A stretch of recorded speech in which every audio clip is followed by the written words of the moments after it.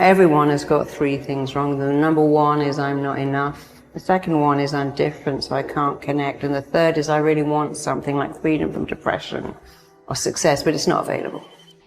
All of those things come from a feeling of emptiness inside because we're taught, oh, you feel a feeling? Why don't you eat some donuts or go onto eBay and buy, or Amazon, or have a drink? And our feelings are the most real thing we have. And we push them down. We find all this stuff to buy or eat or drink or take to keep us, like John Lennon said, comfortably numb. But then the feelings regroup and come back because they've always got a job to do. It ain't going nowhere. But if you go after the fight, if you approach the challenge, you have a much better chance of winning. This the fight of your life, baby.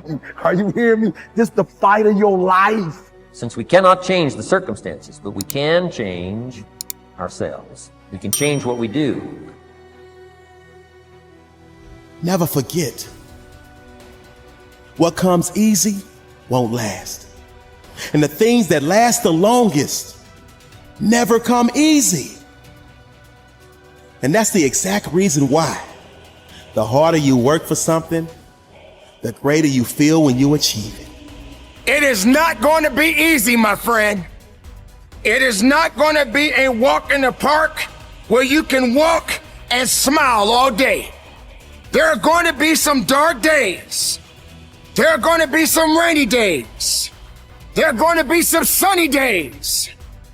But at the end of the day, you are above ground and not under it. You have to decide. It's up to you to decide to be happy. It's that simple.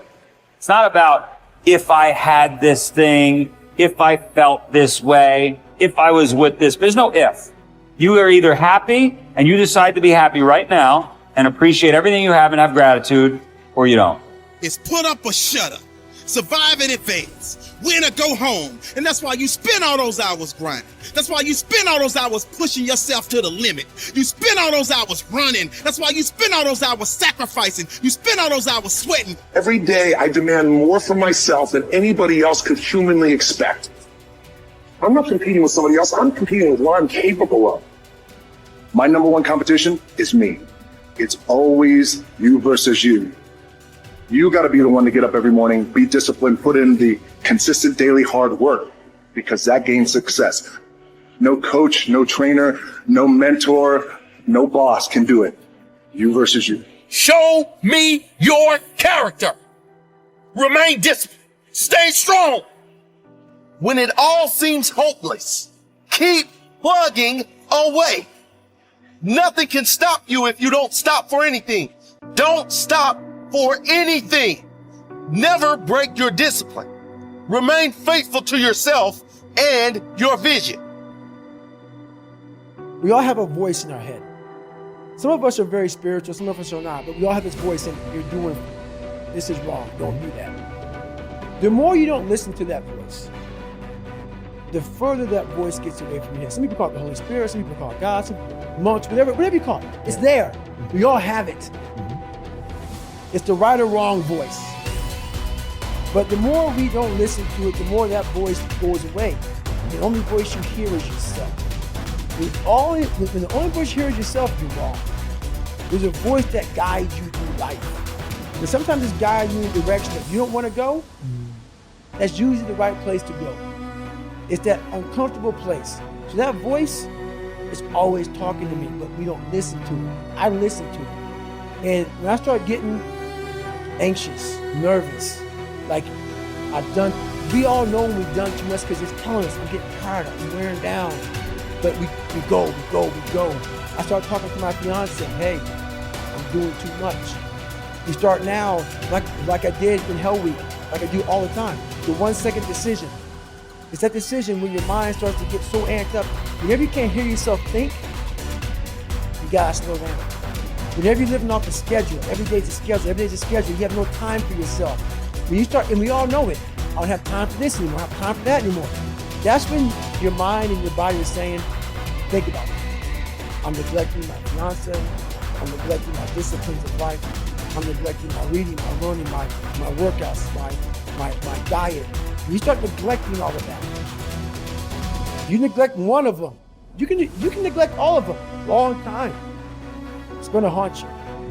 When you start seeing that, my God, I haven't eaten, I haven't been sleeping, it can only be one of those things to take you off. So I'm very aware of my eating, my sleeping, my disciplines of life. And I start to get too far away from them, it's a hard stop. Because what made me me are the not just disciplines, the self-disciplines of life. And those are always in front of you. If you haven't, they're always in front of you. So that's my hard stop. Look yourself in the mirror sometimes and go, you know why I'm not happy? It's because I didn't listen 10 years ago and I got in the wrong career. You know I'm not happy? Because I married the wrong damn person. It wasn't meant to happen. Yes, everything happens for a reason. You made a bad choice, but it didn't have to be that way. And the second you build up pain, and this, by the way, is not my opinion. If you talk to guys like Dr. David Buss, top 10 most cited psychologist in history, okay? He's one of my main mentors. He told me, I said, do adults change? Like, we do all this self-help videos and podcasts. I said, am I wasting my time? He goes, yeah, kind of. I said, why? He said, well, after 25, it's very hard to teach old dogs new tricks. By the way, that's why I've changed. Most of my stuff targets people 18 to 25. That's why I do Snapchat and all that, because there's hope for 18 to 25-year-olds. Now, if you're over 25, before you get depressed, he told me, but I have good news for you, Tai. I said, what? He said, adults learn through massive trauma. So you will learn. You have to let in some trauma into your life. And that's rough, but no pain, no gain. Like if you are 100 pounds overweight and you want to be able to play basketball, here's my news for you. Everything happened for a reason. You got fat because you ate too much and you didn't exercise. So welcome to the gym. And the first year is going to be hell, but that pain, hopefully, will reprogram your brain that every time you want to eat that nasty thing, go, wait, I don't want to go through that pain. So I think one of the myths of society is we won't let pain in. We just excuse it all away. Like, no, that was meant to happen. Oh, you wasted 20 years of life and married the wrong person in the wrong career? No, it was meant to happen. Where's the people who go, you f***ed up, dude. You wasted 20 years and you will never get it back. You better go in your room and cry. And the truth is, you only learn as an adult. Unfortunately, most people can only change through massive trauma. Look back over your life and ask yourself, what activities, behaviors, or decisions have been most responsible for my success in life to date? You will probably find that less than 5% of the things that you have said or done have accounted for most of the success you have enjoyed. You may find that it was your unique ability to solve a particular kind of problem or to take advantage of a particular type of opportunity. You may find that your special talent was an interpersonal skill that enabled you to influence and persuade other people at a particular time and place. You may find, on analysis, that it was an ability to take charge and accept responsibility for accomplishing a particular goal. Whatever has been responsible for your successes in life to date may be a good indication what you should be doing in the future. Analyze your work based on the measure that I call return on energy. Leaders in every field deliberately apply their talents and energies where they can achieve their greatest return on the amount of energy, mental, emotional, and physical, that they invest in any endeavor.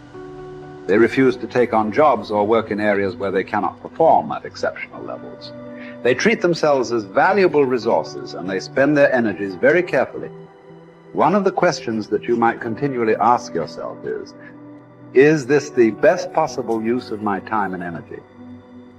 Is what you are doing right now the most valuable thing that you could be doing, given your particular combination of talents and abilities? Often answering this question will help you to see that there is a vast difference between what you are currently doing and what you should be doing if you want to be fulfilling more of your potential. Once you have chosen your ideal job or occupation for this stage of your career, your biggest responsibility is to make the decision to become very good and then to become excellent at what you do. In a lengthy study on successful Americans, the Gallup organization discovered that expertise, or being recognized by your peers as one of the very best in your field, was one of the essential ingredients for success in American life. We said before that self-confidence comes from positive knowing rather than positive thinking. It is only when you know that you are outstanding in your chosen field that you really feel terrific about yourself, and that you enjoy high levels of self-confidence. Men and women who are good at what they do and who know that they are good at what they do are very different from those who are only average. They walk and talk and dress and behave differently. They have an attitude of assurance and certainty about themselves that causes them to stand out in any group. They have a deep down sense of self-worth and self-confidence that is evident to everyone around them. The quality of a person's life is in direct proportion to their commitment to excellence, no matter what their chosen field.